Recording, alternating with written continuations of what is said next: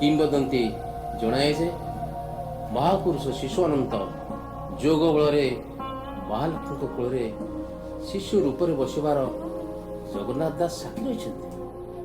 ଜଗନ୍ନାଥ ଦାସ ଶିଶୁ ଅନନ୍ତଙ୍କର ଏହି ଯୋଗ ଅବସ୍ଥାରେ ପ୍ରୀତ ହୋଇ ତାଙ୍କୁ ଶିଶୁ ଭାବରେ ସମ୍ବୋଧନ କରିବାରୁ ସେ ସେହି ଦିନଠାରୁ ନିଜକୁ ଶିଶୁ ଅନନ୍ତ ବୋଲି କହିଲେ।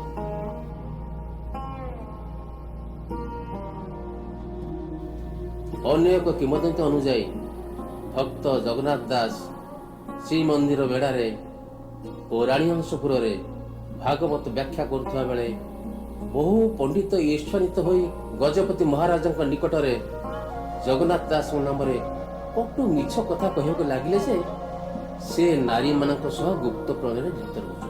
ମାତ୍ର ଜଗନ୍ନାଥ ଦାସ ଏ କଥାକୁ ବି ସ୍ୱୀକାର କରି କହିଲେ, ମୁଁ ନାରୀଙ୍କ ସଙ୍ଗେ ନାରୀ, ପୁରୁଷଙ୍କ ସଙ୍ଗେ ପୁରୁଷ, ଏବଂ ଏ କଥା ସେ ରାଜ ଦରବାରରେ ପରୀକ୍ଷା କରିବା ପାଇଁ ବାହାରି ପଡ଼ିଲେ।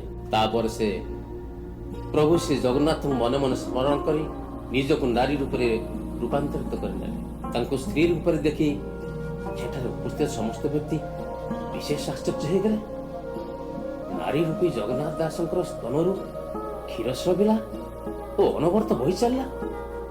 ସମସ୍ତେ ଚିନ୍ତିତ ଥିବା ଅବସ୍ଥାରେ ସେ କହିଲେ ଯେ କେହି ଯଦି ଶିଶୁ ମନରେ ତାଙ୍କ କୋଳରେ ବସି କ୍ଷୀର ପାନ କରିବ ତାହେଲେ ସେ କ୍ଷୀର ଦବ। ଶେଷରେ ଅନନ୍ତ ଦାସ ଶିଶୁ ଭାବରେ ତାଙ୍କ କୋଳରେ ବସି କ୍ଷୀର ପାନ କଲେ। ସେହିଦିନ ଠାରୁ ସେ ଶିଶୁ ଅନନ୍ତ ନାମରେ ସୁପରିଚିତ ହେଲେ। ଓଡ଼ିଶାର ପ୍ରଥମ ସମ୍ବାଦପତ୍ର ମାଦଳାପାଞ୍ଜିରେ ମଧ୍ୟ ଏହି ବିଷୟ ଉଲ୍ଲେଖ ରହିଛି। ଶିଶୁ ଅନନ୍ତଙ୍କର ବାସସ୍ଥଳୀକୁ ଶିଶୁ ମଠ ସାହିର ଆଖ୍ୟା ଦିଆଯାଇଛି, ଯେଉଁଠାରେ ଶିଶୁ ଉପାଧିକାରୀ ତାଙ୍କର ବଂଶଧରମାନେ ବାସ କରୁଛନ୍ତି। ଶିଶୁ ମଠରେ ଶ୍ରୀମୂର୍ତ୍ତି ଦେବ ପତିତ ପାବନଙ୍କର ଗୋଟିଏ ମୂର୍ତ୍ତି ରହିଛି। ଲୋକକଥା ଅନୁସାରେ ପତିତ ପାବନ ଶ୍ରୀମୂର୍ତ୍ତି ଦେବ ଶ୍ରୀକ୍ଷେତ୍ରର ଶ୍ରୀମନ୍ଦିର ଅଭଡ଼ା ଖୋଳା ମଧ୍ୟରେ ମହାପ୍ରସାଦ ଯିବା ବାଟରେ ଅବସ୍ଥିତ ଥିଲେ। ପ୍ରତ୍ୟହ ତାଙ୍କର ପ୍ରଥମ ଦୃଷ୍ଟି ମହାପ୍ରସାଦ ଉପରେ ପଡୁଥିଲା। ଗଜପତି ମହାରାଜ ଶ୍ରୀ ଶ୍ରୀ ପ୍ରତାପରୁଦ୍ର ଦେବ ଶ୍ରୀ ଜଗନ୍ନାଥଙ୍କ ସ୍ୱପ୍ନାଦେଶ ଅନୁଯାୟୀ ଶ୍ରୀମୂର୍ତ୍ତିଙ୍କୁ ଶିଶୁ ଅନନ୍ତଙ୍କୁ ହସ୍ତାନ୍ତର କରିଥିଲେ। ପରେ ସେହି ମୂର୍ତ୍ତିକୁ ଶିଶୁ ମଠ ସାହିରେ ଏକ ମନ୍ଦିର ନିର୍ମାଣ କରି ସ୍ଥାପିତ କରାଇଥିଲେ। ସବୁଠାରୁ ବଡ଼ କଥା ହେଲା ଯେ 22 ପାହାଚରୁ ଗୋଟିଏ ପାହାଚ ଶିଶୁ ଅନନ୍ତଙ୍କର ଥିଲା। ପ୍ରତ୍ୟହ ଭୋଗହାଣ୍ଡି ବାଲିପାଟଣା ଶିଶୁ ମଠକୁ ଆସୁଥିଲା।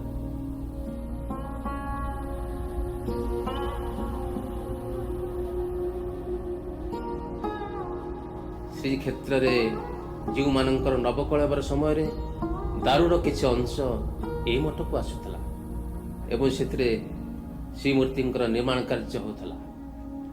ପୁରୀ ଗଜପତିଙ୍କ ତରଫରୁ ଶିଳ୍ପୀ ଓ ପଣ୍ଡାମାନେ ଏହି ପ୍ରକ୍ରିୟାକୁ ତ୍ୱରାନ୍ୱିତ କରୁଥିଲେ। ମାତ୍ର ଆଜି ସେ ଆଉ ଦେଖିବାକୁ ମିଳୁନି।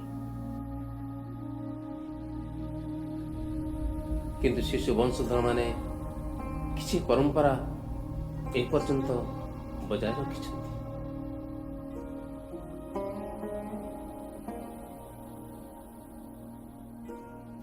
ଆଜିର ସମୟରେ ଶିଶୁ ବଂଶଧର 10 ଗୋଟି ପରିବାରରେ ବିଭକ୍ତ ହୋଇଛନ୍ତି। ମଦନ ମୋହନଙ୍କ ସେବା କରିବା ପାଇଁ ରାଜା ଶିଶୁ ବଂଶଧରମାନଙ୍କୁ ସମ୍ପତ୍ତି ପ୍ରଦାନ କରିଥିଲେ।